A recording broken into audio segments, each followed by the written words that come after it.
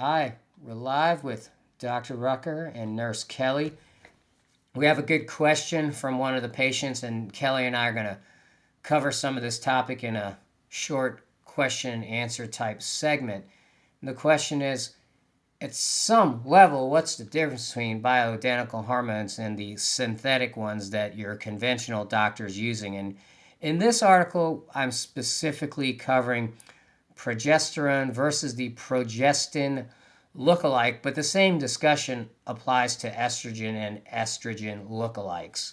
And any areas that maybe I'm not clear or Kelly wants to bring up other points, she is going to chime in just as we usually do. So for starters, I'm going to cover some information.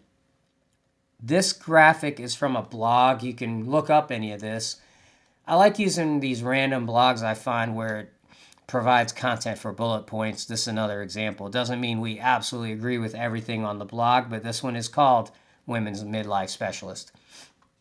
And then here you can see we use bioidentical hormones. I personally like to use creams, progesterone versus medroxyprogesterone. So you can see they're different.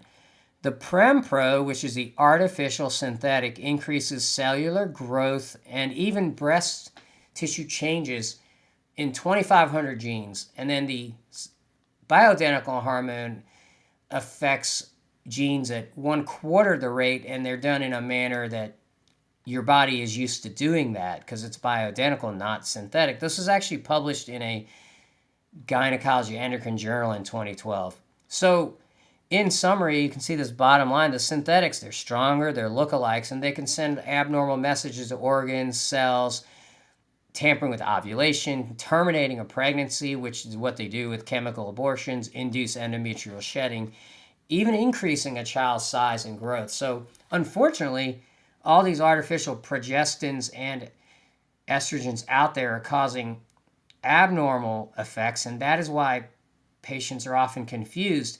Many of these products are known as birth control pills or GYN style products to affect hormones, and these are the ones that are giving everything a bad name because they cause increased cancer, unlike bioidenticals. So having said that, I want to see if Kelly has any other thoughts to add, questions for me, or any other information. Your turn, Kelly. Yeah, I think this is actually a perfect site to really illustrate the safety of bioidentical hormones, because that is one of the biggest questions that I get from women making decisions about treating their menopausal symptoms. So at the end of the day, it looks like bioidentical hormones are so much safer. Yeah, and the last thing on a closing note I'll say is I've been dealing with the pelvic system and female and male issues for 25 years. I've basically come to what I call as a refined approach. I don't like using oral products. I don't believe in the pellets. I find the creams are very gentle and safe and practical. That's why we steer towards them. And both Kelly and I have read a lot of information and interesting books and articles on these topics. So we welcome your questions, and even if your questions challenge our insights, we completely welcome the position because that's how we all keep learning and growing. Thank you for watching. Thank you, Kelly.